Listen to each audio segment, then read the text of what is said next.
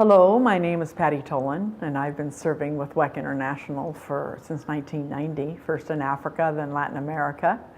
And this is where I began running into the issue of honor and shame, but in a church context.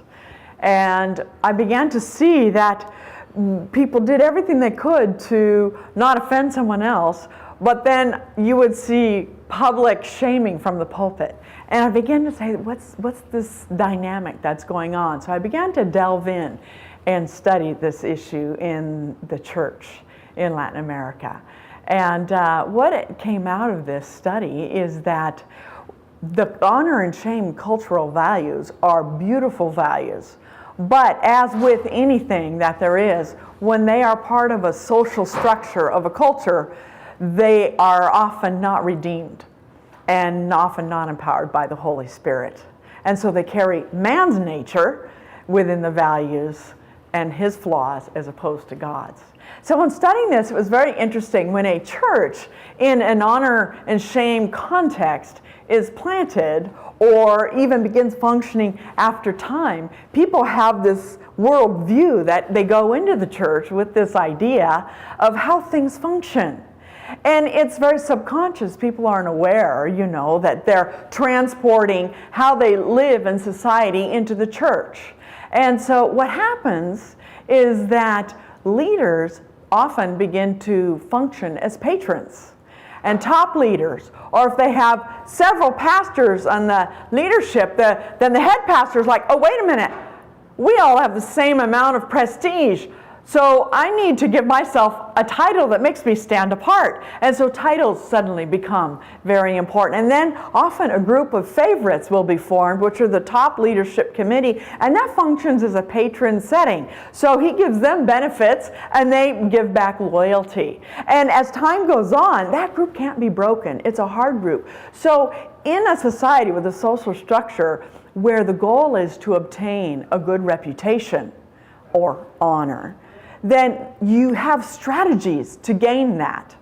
But then once you obtain it, you have strategies you use to defend yourself so others can't take it from you. And these dynamics that take place in society are carried straight into the church. And what it does is it creates a class system within the church, which is not something that we find in the Bible. So you have the top leadership of the higher leaders and the leading group of favorites, and under them you have another group of lower leaders, and they have a title and they have a group of people they're also in charge of.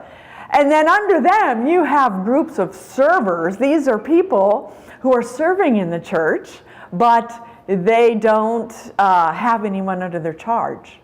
And then you have the lowlifes. The lowlifes are those who are in restoration, those who come to church but have no commitment, or those who have transferred in.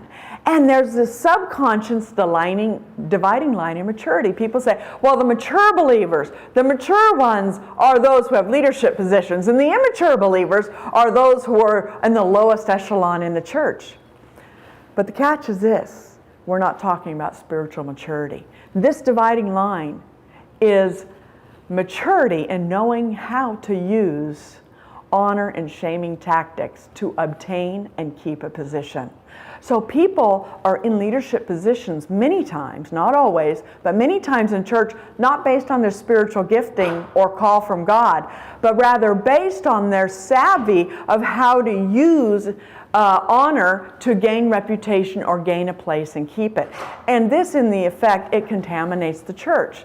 And people get discouraged and don't want to go to church. And they get shamed because those that are trying to keep their trying to keep their honor and their position and their reputation, will shame others to keep them below.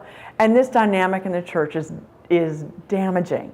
So this is what this whole idea of redeeming cultural honor and shame values is about. Which ones can you adapt for God's glory? Which ones need to be gotten rid of, like gossip, which is just to displace someone?